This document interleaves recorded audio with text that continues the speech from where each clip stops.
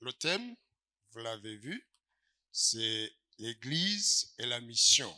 Et dans ce sens, de voir si est-ce qu'on est des partenaires. Bon, c'est supposé être qu'on va être des partenaires et non des rivales.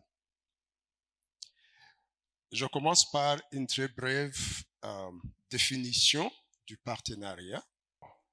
AAA, pour comprendre le partenariat. Ça, c'est une définition classique, simple, que c'est un arrangement entre deux ou plusieurs parties, faites par des individus, des business, des organisations qui coopèrent, gèrent, opèrent pour partager et le profit, ou how do you say liability?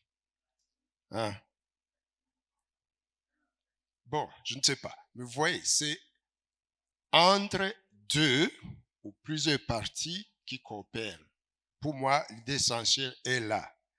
Et dans la deuxième idée, le partenariat peut être décrit comme une alliance à former pour avancer des intérêts mutuels. Des organisations non caritatives, de gouvernement, souvent, se mettent ensemble pour faire ce type d'alliance pour atteindre des buts communs. Alors, vous avez vu les mots que j'ai soulignés, différentes parties, des profits, ainsi de suite.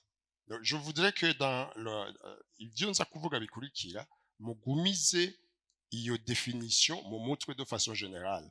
L'autre diapo. Comme nous parlons de la mission, et ça c'est vraiment en quelques mots et très brièvement, pour que mon idée puisse passer, parce que ça, il va y avoir une petite controverse avec ce que vous avez dit. Admettons une chose, quand nous parlons de la mission appartient à Dieu. L'Église n'a pas de mission. La mission appartient à Dieu. Et c'est quoi la mission de Dieu dans le monde?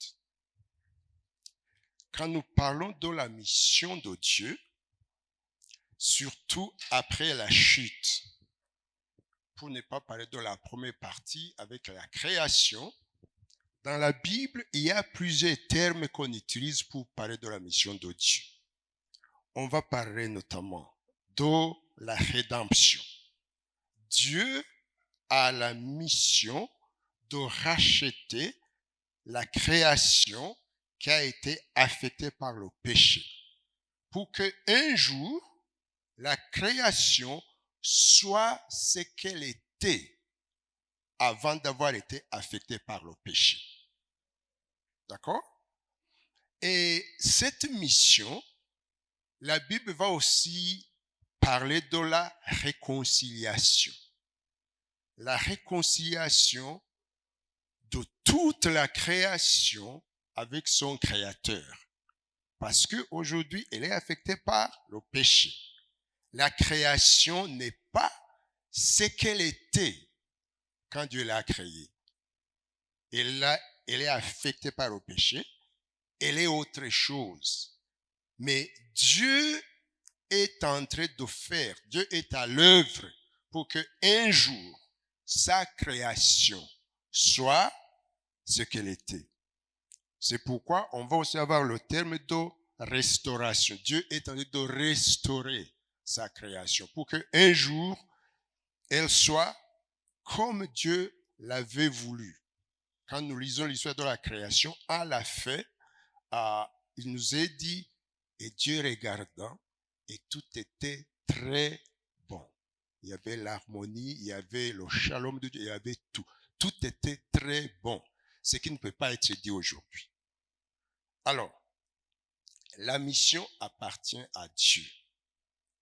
Et sa mission, c'est qu'un jour, la création retrouve son état initial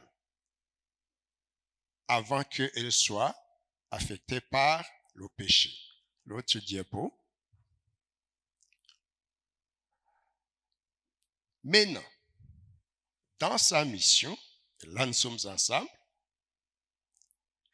Dieu a choisi de ne pas faire la mission seul. C'est son choix. C'est sa décision.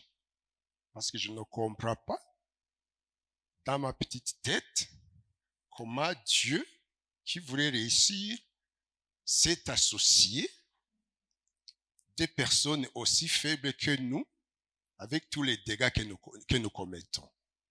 Mais, c'est sa décision. Il a choisi d'associer les gens. Et dans la Bible, nous avons toute une chronologie qu'on ne peut pas étendre dans les 10 minutes. D'abord, il a appelé Abraham pour l'associer dans cette mission du salut, de rédemption.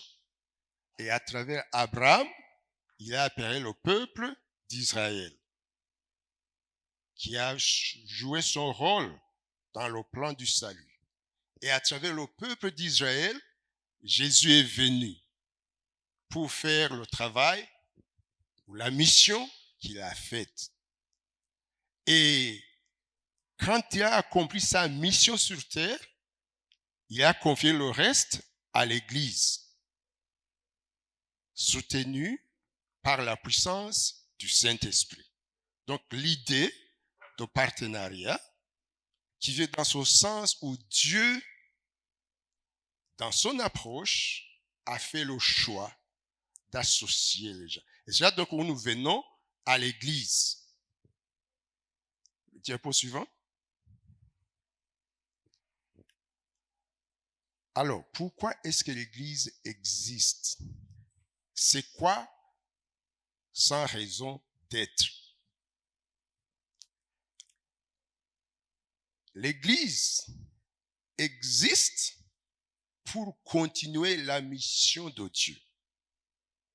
Donc, c'est pourquoi j'ai dit que l'Église n'a pas de mission. Elle est là pour continuer là où Jésus a laissé la mission de Dieu. Donc, nous sommes en mission en tant qu'Église. Et ce qui revient à ce qui est écrit ici, en fait, avant, je pense que c'est moi qui l'avais dit. Et finalement, je me suis rendu compte que j'avais été inspiré par ce qui était écrit.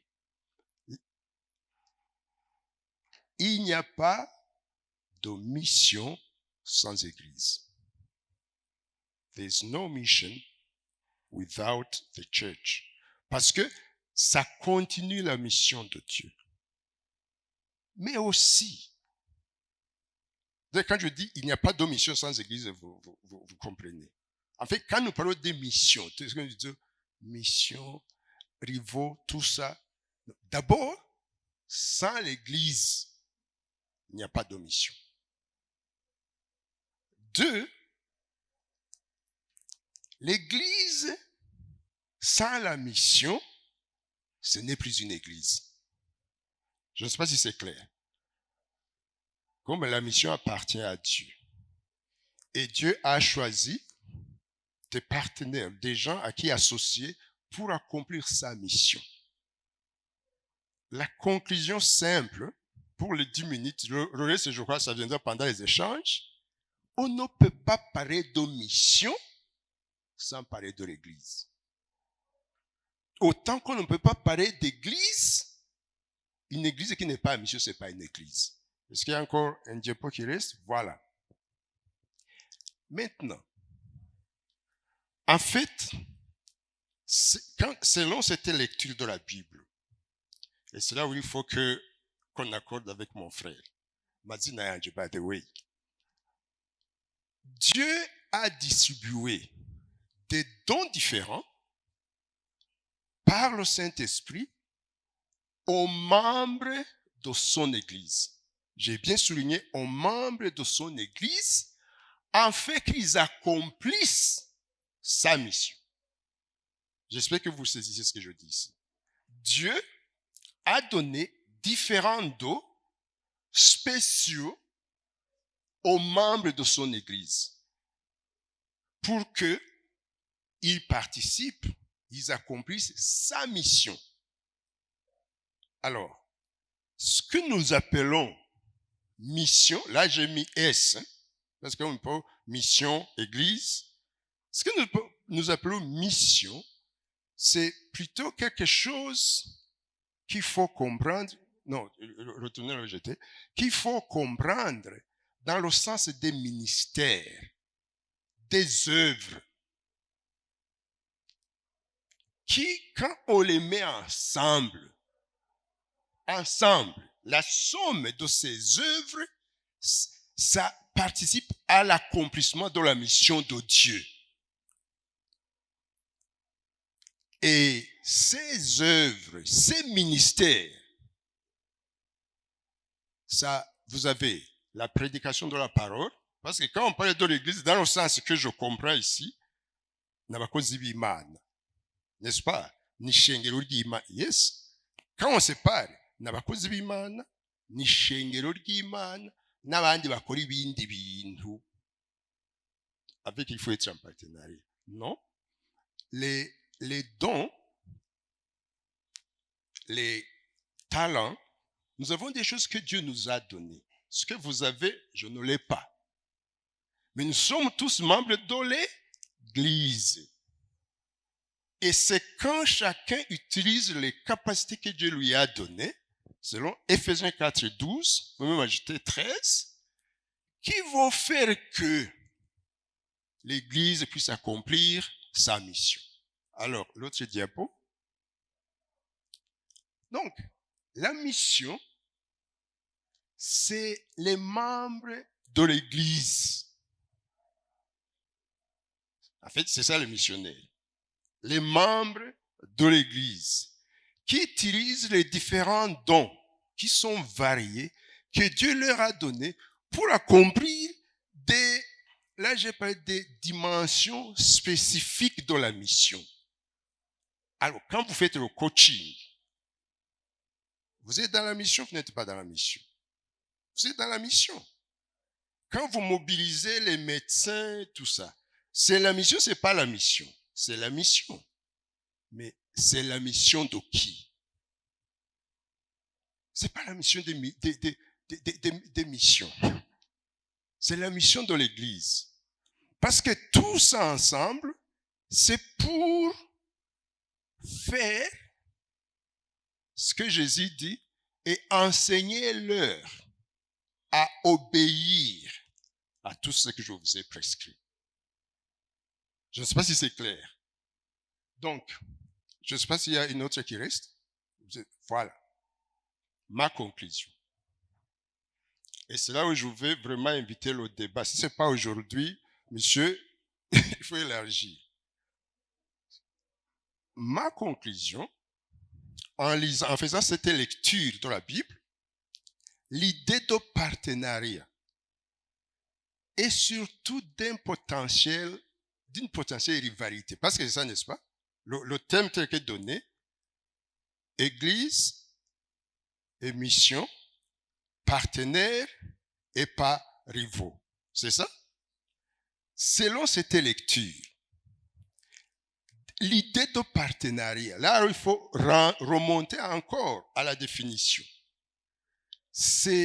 Et encore moins l'idée de rivalité entre l'Église et la mission.